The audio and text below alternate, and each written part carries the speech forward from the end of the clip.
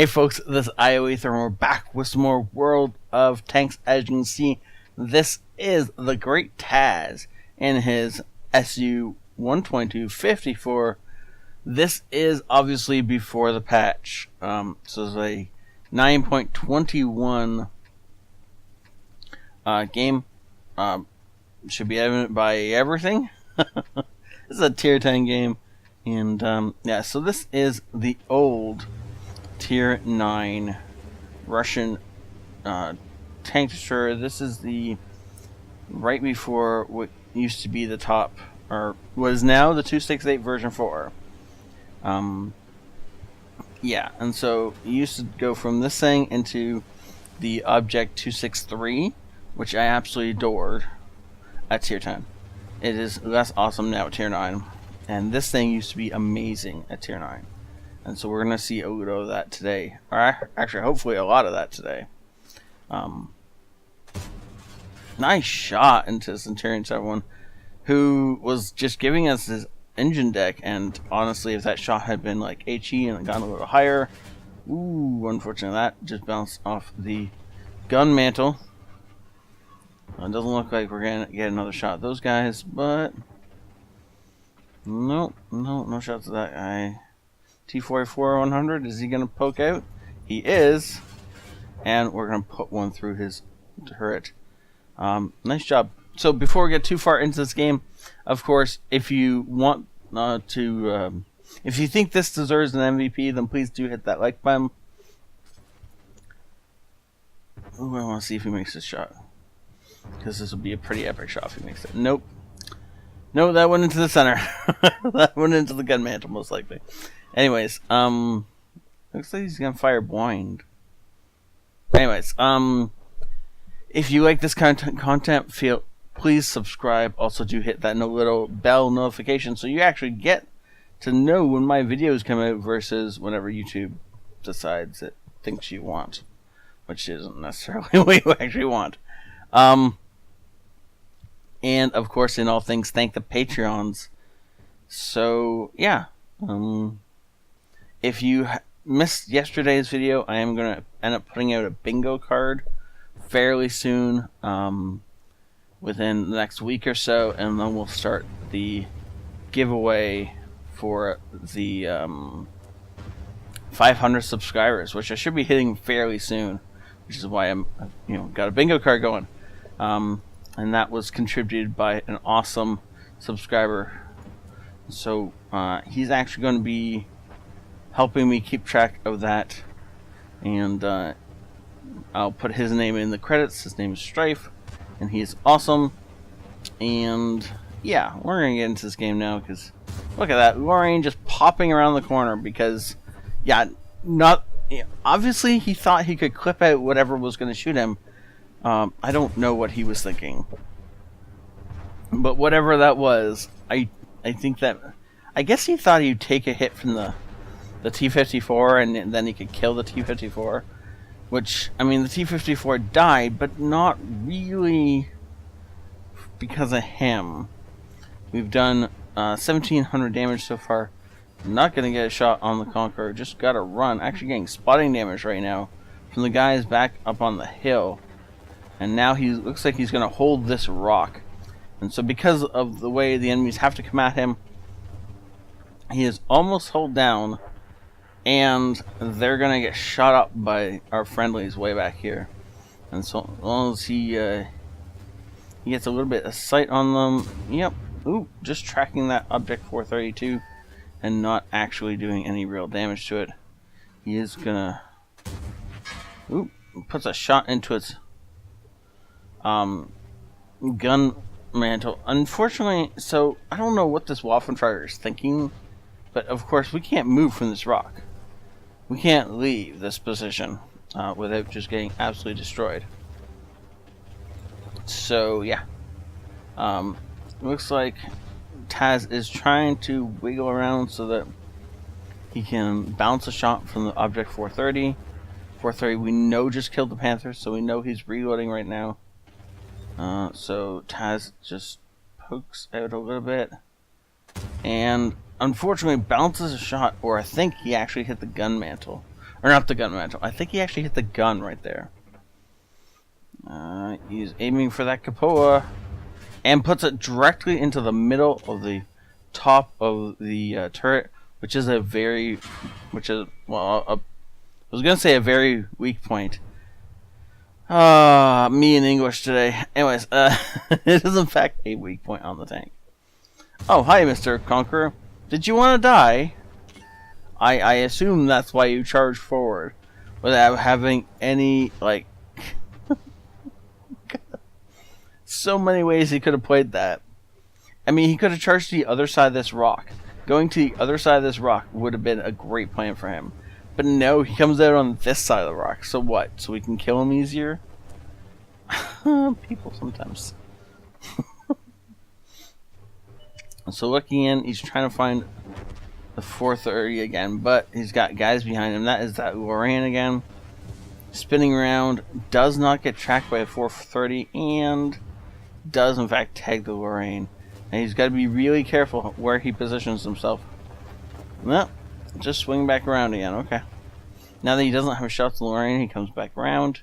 He would have had shots right there, but the 430 presses up because he thinks that we are facing the wrong way. He is wrong about that.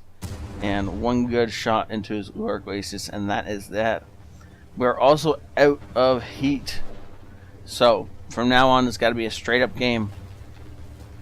But at the same time, we have destroyed our biggest foes, which is also the 430, who was in cover. The Conqueror, and he actually took out the other two mediums that could have been a problem. So now there's only a Scorpion G. Technically, the Scorpion shouldn't be able to one-shot us. However, he could roll high and possibly set us on fire, and that would be bad. So it looks like Taz is waiting for a little bit of help before he pushes around. I don't know if he's going to get any help, though. That Strixon has a T-28. Oh, we know the Scorpion just fired. Taz, come on, you can move now. Oh, you could have moved. Maybe he was typing or something. No, not typing. Maybe he was just AFK. I don't know. But as soon as we saw that Scorpion fire, that would have been the time to push up or wig around or something. Scorpion is trying... Can we see him? Is that what's going on? Oh, it looks like the Strixon wants to die. He's pushing around that corner, yep, without having any, like, cover. He's just going to go side on to a Scorpion, which is stupid. Never, ever, ever put yourself side on to a Scorpion unless you have to. And the Strixon didn't have to. But he did anyway, and so now he's dead. So now it's a 4-on-3. Now, it looks like Taz is either going to sit up here with the artillery or maybe cover this back road. AMX 1390 was last spot here with the Conqueror, Super Conqueror, sorry. These guys could push down here fairly easily and circle up around behind us. They could also push with the T-28. It's going to be... I mean, we have no idea of knowing where these guys are going to go unless they do something dumb like knocking down a tree. And already happens to catch that. Artie, though, is looking at that T-28. It looks like the Waffentrager is trying to get lights on the T-28. Oh, there's the Super Conqueror, so that most likely means... actually, if the Super Conqueror is there... I don't think that's where the 1390 would pop up. I would expect the 1390 to pop up here if the Super Conqueror's over there. Assuming, of course, that the 1390 is trying to provide support to the Super Conqueror. It looks like we're actually just pushing forward right now. Yep, there is the 1390. Nice prediction and just great kill. Catching the 1390 in the open means there's nothing he can do about it. Oh, but the Batchat was covering the 1390. Wait, the Batchat's down there. That's very interesting. That means he cannot cover his Super Conqueror, actually. What that means, which is why the Super Conqueror is dead. We know the Batchat fired 2 rounds, though he only connected 1 with us. So that means he most likely has 1 round left in the chamber. We're gonna pop around this side and see if we can catch that T-28's flank. Now this only really works if the Waffle Target stays up here and keeps his attention. If the Waffle Target decides to come down with us, then we could have an issue. And right now I actually need to take a drink. I've been recording so much this morning that my throat is very parched right now. So thank you. I will try and remember to mute that on the audio. If I forget, I'm so sorry. Okay, so hopefully the T-28 is still looking the other way. Though he was last spotted right here, so... Nope. Is he on the side? He's on his side! Well then. That seals the deal then. So we know the artillery is down here. And Taz is prioritizing the artillery because of course the T-28 can't do a darn thing about anything. Now if Taz was paying attention, he knows exactly where the artillery was, but he wasn't paying attention when the artillery fired, so he's going to go over here. We're going to speed this up because he's going to look in the wrong spot for a little while before he figures out where the artillery is. Now this is of course assuming the artillery has not moved.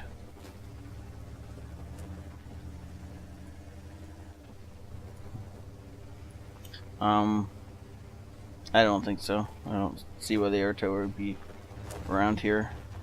So it looks like we're going to cap, and Taz is going to look over there. And he's going to look over here. And he's going to come down the hill. And then he's going to go back to T-28 by the looks of it. As he wants to get some kind of damage in on the T-28 before the cap timer runs out. Now, if he's careful about which way he comes down this hill, he should be okay in coming down and killing this T-28. If he's not careful, he's going to kill himself, which would be bad. Oh, look at that. Good job. You bounced off a dead T-28. Are you not zoomed in? There we go. Now he's zoomed in. Goes ahead and lights it on fire. A single shot into the rear of a T-28. And that had...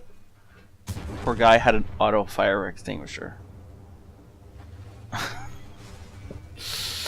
Nope, there goes most of our health. Just because he took a dive wrong. This is going to be the end of the game. There's no way he figures out where the Batchat artillery is. He wasn't paying attention when he got shot. And, yeah. No, now we know exactly where the artillery is now. Is the Waffle Target going to drive off? No. He's going to seal the deal, and we're going to end up with the game being... Wait. He did get out. T9... No. Okay. I thought for a second we were going to go kill an artillery. Nope. T92 may shotgun him. I'm not going to worry about that if he does or doesn't. We'll see it in the battle report, which we're going to pop over to. So thank you, Great Taz. That was a great send-off for the SU-122-54. By the way, when this thing was available, I loved it so much. I was actually something like 29th on the server playing this thing.